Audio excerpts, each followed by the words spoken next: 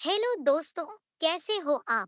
आज मैं आपको एक मजेदार कहानी सुनाने जा रही हूँ। चलिए शुरू करते हैं आज की कहानी। एक समय की बात है। एक गांव में मोहन नाम का एक नौजवान रहता था। मोहन रोज सुबह शहर में काम करने जाता और फिर शाम को अपने गांव लौट आता।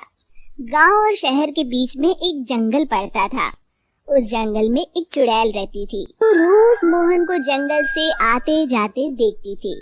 फिर कुछ समय बाद मोहन की शादी राधा नाम की एक बहुत ही सुंदर लड़की से हो जाती है। एक दिन मोहन अपनी पत्नी राधा से कहता है, राधा, मैंने तुमसे कितनी बार कहा है कि तुम मेरे लिए सुबह सुबह खाना बना दिया करो। मैं रोज काम पर देरी से पहुंचता हूँ। मैं क्या करूँ जी, सारा दिन घर के काम करके मैं तो थक जाती हूँ, इसलिए मुझसे सुबह जल्दी नहीं उठा जाता। सुनो जी, मैं तो कहती हूँ क्यों ना हम अपने घर में एक नौकर रख लें। अरे भाग्यवान, अभी हमारी इतनी आमदनी नहीं है कि हम कोई नौकर रख सके। कल से मैं सुबह खाना खुद बना लिया करूँगा। खुश? इतना कहकर मोहन घर से चला जाता है। फिर अगले दिन से मोहन रोज सुबह जल्दी उठकर अपने लिए खाना बनाने लगता है। जब खाना बना ही रहा हूँ तो घर के सभी लोगों के लिए बना लेता हूँ। फिर मोहन रोज सुबह सबके लिए खाना बनाता और शहर में काम करने चला जाता। दूसरी तरफ राधा घर में सारा दिन आराम करती और घर के बाकी काम अपनी सास से करवाती। हे भगवान, ये बुढ़ापे में तू मुझसे किस जन्म का बदला ले रहा है, जो ऐसी बहू को मेरे पल्ले बांध दिया है। फिर कुछ दिनों बाद राधा मोहन से नई साड़ी और गहनों की जिद करती है।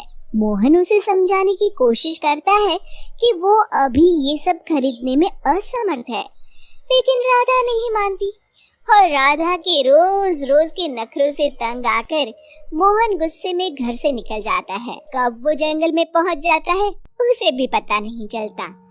तभी एक चुड़ैल की नजर मोहन पर पड़ती है। अरे, मैं तो घर से बहुत दूर आ गया हूँ। ओहो, रात भी बहुत हो गई। घर में सब परेशान हो रहे होंगे। फिर मोहन वापस अपने घर की ओर चल पड़ता है। चुड़ैल भी मोहन का पीछा करते करते उसके घर तक पहुंच जाती है। फिर मोहन अपने घर पहुंचकर दरवाजा खटखटाता है। तभी उसकी राधा दरवाजा खोलती है। उसके चेहरे की मुस्कान देख मोहन को थोड़ी हैरानी होती है। फिर राधा कहती है, मुझे माफ कर दीजिए जी, मुझसे गलती हो गई। मैं भूल गई थी कि औरत का असली गहना उसका पति होता है। आगे से मैं आपको कभी नाराज नहीं करूंगी। राधा को अपनी गलती का एहसास हो गया है। ये देखकर मोहन उसे माफ कर देता है। फिर अगले दिन से राधा रोज सवेरे उठकर मोहन के लिए खाना पकाती, घर के सारे काम करती, साथ ही साथ अपनी सास ससुर की खूब सेवा करती। अपनी पत्नी में आए इस परिवर्तन को देख मोहन की खुशी का ठिकाना नहीं रहता। एक दिन राधा की सास राधा से कहती है, बहू, आज मैंने घर में हवन रखा है। बाबा जी किसी भी वक्त आते होंगे तो सब तैयारी करके रख दे। जी माँ जी। फिर थोड़ी देर बाद बाबा जी अपने चेले के साथ उनके घर पर आते हैं। अलख निरंजन, आइए आइए बाबा जी, मैं आपका ही इंतजार कर रही थी। फिर बाबा जी हवन की तैयारी शुरू करते हैं और मोहन और राधा को हवन में बैठने के लिए कहते हैं। मोहन तो वहां आकर बैठ जाता है, लेकिन राधा वहां आने से मना कर देती है।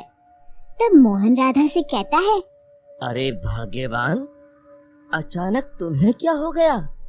तभी बाबा जी को राधा पर कुछ संदेह होता है। अलख निरंजन, माँ जी, तुम्हारे बहू के हाव भाव देखकर मैं पहले ही समझ गया था कि इसके अंदर किसी चुड़ैल का वास है। बाबा जी क्रोधित होकर कहते हैं, सच सच बता, कौन है तू, वरना अभी तुझे जलाकर भस्म कर दूंगा। फिर बाबा जी जोर जोर से मंत्र पढ़ना शुरू कर देते हैं। ओम चामुंडाय विच्चाय नमः। तभी अचानक राधा की आवाज बदल जाती है और वो बाबा जी को हाथ जोड़कर कहती है, नहीं नहीं, मुझे छोड़ दीजिए, मैं एक चुड़ैल हूँ। मैं रोज मोहन को जंगल से गुजरते हुए देखती थी। मैं मोहन की सुंदरता पर मोहित हो गई थी। फिर मैंने देखा कि राधा मोहन और अपने सास ससुर को दिन रात परेशान करती है, और एक दिन मौका पाकर मैंने राधा के शरीर में प्रवेश कर लिया। मुझे कुछ मत करना, मैं अभी ये घर छोड़कर चली जाती हूँ। फिर हवा का एक तेज झोंका उस घर से बाहर चला जाता है और राधा बेहोश होकर नीचे गिर जाती है। कुछ समय बाद राधा को होश आता है। सारी असलियत जानने के बाद राधा को अपनी गलती का एहसास हो जाता है। हाँ दोस्तों, आपको कैसी लगी हमारी ये कहानी? हमें कमेंट करके जरूर बताएं और अपने दोस्तों के साथ शेयर करें। अगर आपने हमारी चैनल सब्सक्राइब नहीं किए तो अभी जरूर सब्सक्राइब कर ले। तो मिलती हो आपसे फिर एक नई कहानी के साथ। तब तक के लिए बाय बाय।